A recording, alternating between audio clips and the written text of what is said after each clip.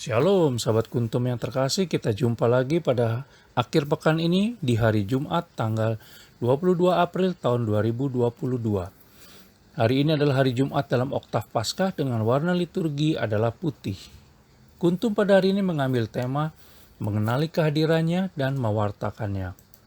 Sahabat Kuntum yang terkasih, struktur bacaan kita pada hari ini terdiri dari bacaan pertama diambil dari Kisah Para Rasul 4 ayat 1 sampai dengan 12, Mazmur tanggapan diambil dari kitab Mazmur 118 ayat 1 sampai dengan 2, 4 dan ayat 22 sampai dengan 27a. Bait pengantar Injil diambil dari kitab Mazmur 118 ayat 24 dan bacaan Injil sendiri diambil dari Injil Yohanes 21 ayat 1 sampai dengan 14. Struktur bacaan hari ini sama dengan struktur bacaan pada hari Jumat tanggal 9 April 2021, tanggal 17 April 2020, dan tanggal 26 April 2019. Baik sahabat Kuntum yang terkasih, saya akan bacakan bacaan Injil pada hari ini yang diambil dari Injil Yohanes 21 ayat 1 sampai dengan 14. Yesus menampakkan diri kepada murid-muridnya di pantai Danau Tiberias. Kemudian Yesus menampakkan diri lagi kepada murid-muridnya di pantai Danau Tiberias dan ia menampakkan diri sebagai berikut.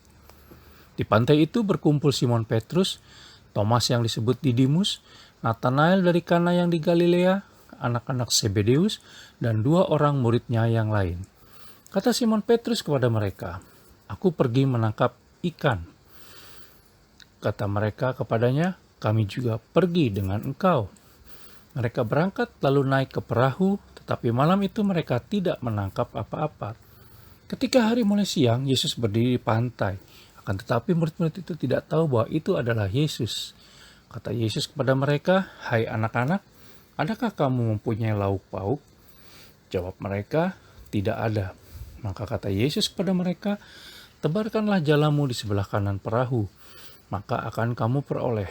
Lalu mereka menebarkannya, dan mereka tidak dapat menariknya lagi karena banyaknya ikan. Maka murid yang dikasihi Yesus itu berkata kepada Petrus, "Itu Tuhan." Ketika Petrus mendengar bahwa itu adalah Tuhan, maka ia mengenakan pakaiannya sebab ia tidak berpakaian, lalu terjun ke dalam danau. Murid-murid yang lain datang dengan perahu karena mereka tidak jauh dari darat, hanya kira-kira 200 hasta saja, dan mereka menghela jala yang penuh ikan itu. Ketika mereka tiba di darat, mereka melihat api arang dan di atasnya ikan dan roti. Kata Yesus kepada mereka, "Bawalah beberapa ikan yang baru kamu tangkap itu."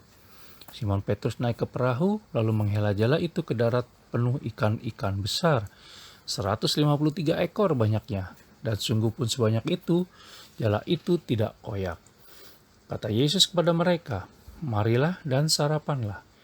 Tidak ada di antara murid-murid itu yang berani bertanya kepadanya, "Siapakah engkau?" Sebab mereka tahu bahwa ia adalah Tuhan. Yesus maju ke depan, mengambil roti dan memberikannya kepada mereka, demikian juga ikan itu. Itulah ketiga kalinya Yesus menampakkan diri kepada murid-muridnya sesudah ia bangkit dari antara orang mati. Demikianlah sabda Tuhan, terpujilah Kristus. Sahabat Kuntum terkasih, bacaan Injil pada hari ini berkisah tentang penampakan diri Yesus Kristus kepada para muridnya untuk ketiga kalinya sesudah ia bangkit dari antara orang mati. Yesus Kristus menampakkan dirinya di pantai Danau Tiberias kepada Simon Petrus, Thomas yang disebut Didimus, Nathanael dari Kana yang di Galilea, anak-anak Zebedeus, dan 2 orang murid yang lain.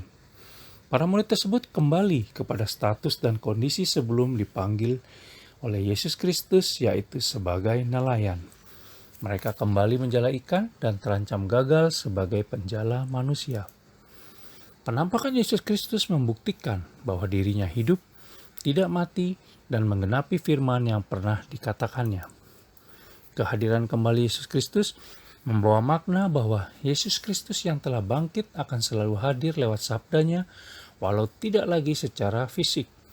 Sabdanya akan membuka jalan dan mengarahkan kita untuk terus mencoba tatkala mengalami kegagalan. Tubuh dan darahnya yang diberikan kepada kita merupakan tanda bahwa ia terus hadir dan menghidupi umatnya serta memberikan kekuatan dalam segala keresahan.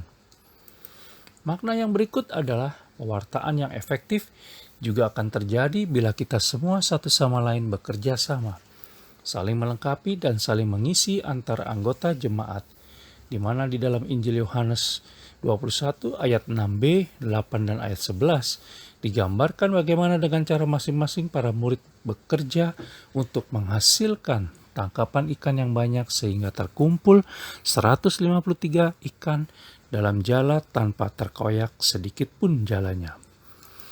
Adapun makna yang ketiga adalah pewartaan gereja tidak akan sukses, berbuah melimpah, dan menangkap banyak insan ke dalam jala jemaat Allah Tritunggal Maha Kudus bila tidak mendengarkan petunjuk dan firman-Nya. Tugas kita saat ini bukan lagi mengenali kehadiran Allah Tritunggal Maha Kudus, tetapi turut mewartakannya. Sahabat Kuntum yang terkasih, kedua bacaan pada hari ini memberi pesan pula kepada kita tentang keberanian untuk menyambut Yesus Kristus yang bangkit, sekaligus keberanian untuk mewartakan kebangkitannya. Keberanian untuk mewartakan kebangkitannya membuat orang melepaskan hidup yang lama dan memulai hidup yang baru.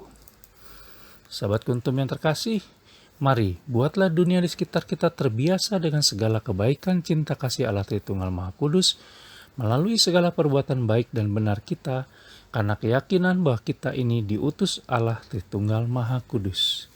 Terima kasih, selamat pagi dan salam.